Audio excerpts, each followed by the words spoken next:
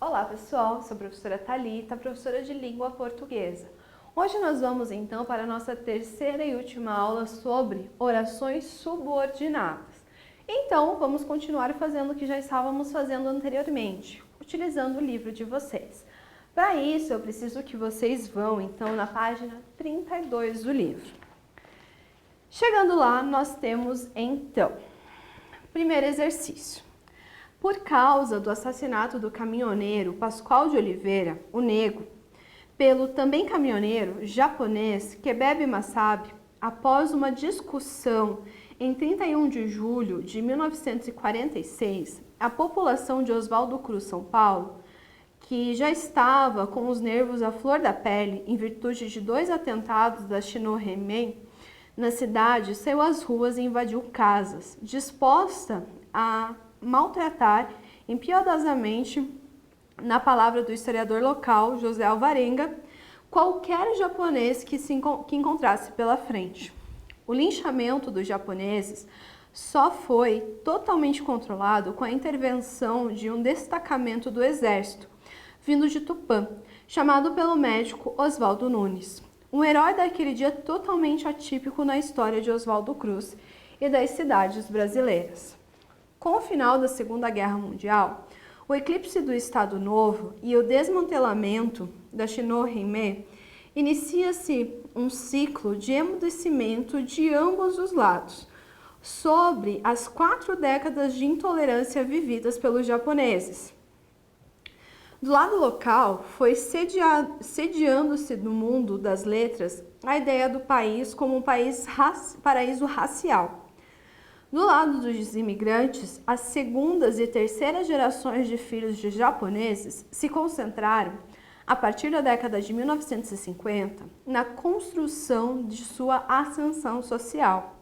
A história foi sendo esquecida junto com o idioma e os hábitos culturais de seus pais e avós. No texto, as orações, que já estava com os nervos à flor da pele em virtude de 2 atentados na cidade e que encontrasse pela frente. São exemplos, respectivamente, de uma oração subordinada explicativa e subordinada adjetiva restritiva. Por quê? Letra A.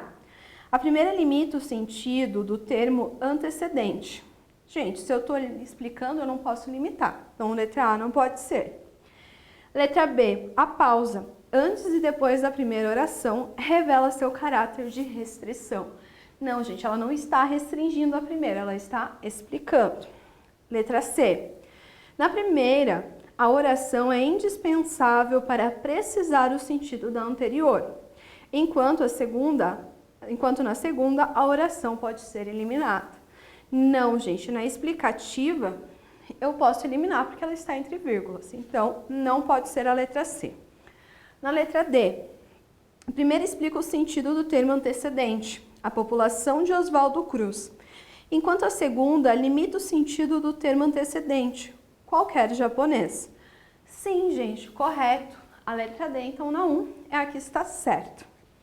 Letra E, o sentido do termo qualquer japonês, explicado na segunda oração, é determinante para a compreensão da primeira? Não, elas são orações que não têm essa relação. Número 2. Agente Honório Cota.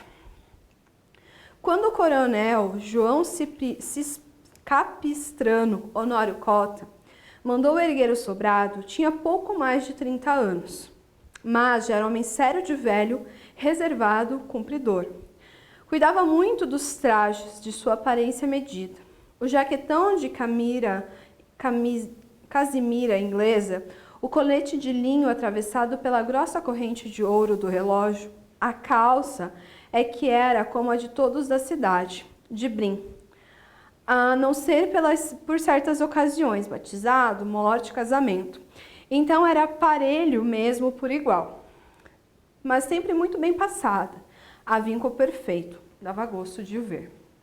A passo vagaroso de quem não tem pressa, o mundo podia esperar por ele. Peito magro, estufado, os gestos lentos, a voz pausada e grave. Descia a rua da igreja, cumprimentando cerimoniosamente, quase não sei a palavra, nobremente, os que por ele passavam ou os que chegavam na janela muitas vezes só para vê-lo passar. Desde longe a gente adivinhava ele vindo, alto, magro, descarnado, com uma ave pernalta de grande porte. Sendo assim, tão descomunal. Podia ser desajeitado, não era. Dava sempre a impressão de uma grande e poderada figura. Não jogava as pernas para os lados, nem as trazia abertas. Esticava-as, feito medisse os passos, quebrando os joelhos em reto. Quando montado, indo para sua fazenda de pedra menina, no cavalo branco, ajaezado de couro, trabalhado e prata, aí então sim era a grande, imponente figura que enchia as vistas. Parecia um daqueles cavaleiros antigos fugindo dos armantes Gaúla ou do Palmerim, quando iam para a guerra armados cavaleiros.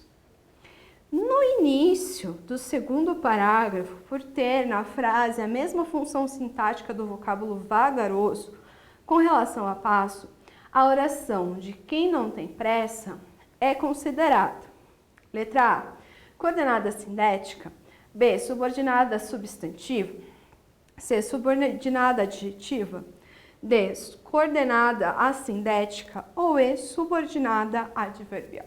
Gente, aqui eu tenho uma oração subordinada adjetiva restritiva. Por quê? Não é qualquer passo vagaroso, é especificamente o passo vagaroso de quem não tem pressa. Então, eu estou restringindo. Sendo assim, a correta na número 2 é a letra C. Número 3. Era uma vez um rei-leão que não era rei, um pato que não fazia quá-quá, um cão que não latia, um peixe que não nadava, um pássaro que não voava, um tigre que não comia, um gato que não miava, um homem que não pensava. E, enfim, era uma natureza sem nada, acabada, depedrada pelo homem que não pensava. São as relações entre os elementos e as partes do texto que promovem o desenvolvimento das ideias. No poema, a estratégia linguística que contribui para esse desenvolvimento, estabelecendo a continuidade do texto, é a letra A, escolha de palavras de diferentes campos semânticos. B, negação contundente das ações praticadas pelo homem. Letra C, intertextualidade com o gênero textual, fábula infantil. D, repetição de estrutura sintática com novas informações. Ou a letra E, utilização de ponto final entre termos de uma mesma oração. Gente, o que acontece? Eu tenho exatamente a mesma estrutura sintática. Tem o sujeito, o verbo e o objeto. Ou também posso ter o predicativo. Agora, gente, eu tenho essa repetição, ou seja, a correta aqui na número 3 é a letra D, de dado. Número 4, Manuel Bandeira. Filho de engenheiro, Manuel Bandeira foi obrigado a abandonar os estudos de arquitetura por causa da tuberculose. Mas a iminência da morte não marcou de forma lúgubre sua obra. Embora em seu humor lírico haja sempre um toque de funda melancolia, e na sua poesia haja sempre um certo toque de morbidez, até no erotismo. Tradutor de autores como Marcel Proust e William Shakespeare, esse nosso Manuel traduziu mesmo foi nostalgia do paraíso cotidiano, mal idealizado por nós, brasileiros, órfãos de um país imaginário. Nossa cocanha perdida, Passárgada. Descrever seu retrato em palavras é uma tarefa impossível, depois que ele mesmo já o fez tão bem em versos. A coesão do texto é constituída principalmente a partir da repetição, letra A, de palavras e expressões que entrelaçam as informações apresentadas no texto. B, substituição de palavras por sinônimos. Letra C, emprego de pronomes pessoais possessivos e demonstrativos. Letra D, emprego de diversas conjunções subordinativas que articulam as orações e períodos que compõem o texto. Ou E, emprego de expressões que indicam sequência, progressividade, como eminência, sempre e depois. Gente, para evitar, então, certas repetições, eu utilizo o quê? Pronomes pessoais, possessivos e demonstrativos. Sendo assim, a certa na 4 é a letra C. Bom, gente, espero ter ajudado vocês com as temidas orações subordinadas. Até a próxima aula!